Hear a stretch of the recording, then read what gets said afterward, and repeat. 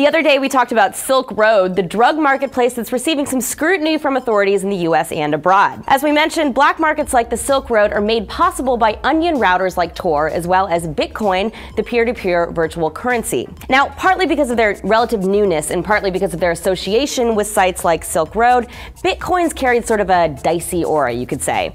A Bitcoin is essentially a string of code that you can acquire, send, and trade, and whose value depends on the volume of trading. And surely enough, the Bitcoin marketplace isn't exactly what you'd see at NASDAQ. There's a lot of gambling, gaming sites where you can play for Bitcoin, and many other very creative exchange systems, like one site called Outrageous Requests, where people can literally beg for Bitcoin by posting their sob stories. Among the goods you can buy with Bitcoin are music, art, games, services, pretty much anything. That is, pretty much anything a small online retailer that is willing to accept the currency is selling. In other words, a whole lot more than just drugs, guns, porn, and games of Texas Hold'em, etc. But the true status of Bitcoin may be changing as we speak. Last November, WordPress announced that it would begin accepting Bitcoin transactions the same way it would, say, PayPal. This would be the first mainstream service provider to accept the alternative currency.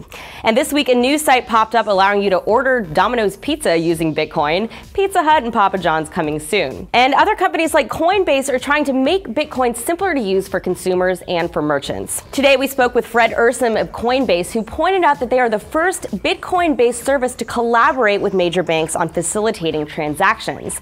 They've also implemented bank-level procedures for protecting your info. Now, what it does is provide you with a digital wallet that lets you keep track of transactions and what looks like a simplified version of what you'd see in your own checking account. By linking your bank account as you would on PayPal, you can easily buy and trade Bitcoin. And with just a simple embed code, merchants can add the button to their sites, allowing them to accept Bitcoin payments. But why would you use Bitcoin over, say, PayPal? As Ursum points out, using Bitcoin for overseas transactions eliminates fees and wait periods associated with credit cards and currency conversions, essentially making it by far the most efficient type of transaction. Which is really sort of what we're focused on at Coinbase, like why we want to support what we believe to be an objectively more efficient payment mechanism. We're sort of seeing tech early adoption at the edges, and I think it'll become increasingly more mainstream. And judging by the current rate of adoption across the web, this is a compelling reason for many. So while Bitcoin may once have been the currency of drug fans and hardcore libertarians, at least according to stereotypes,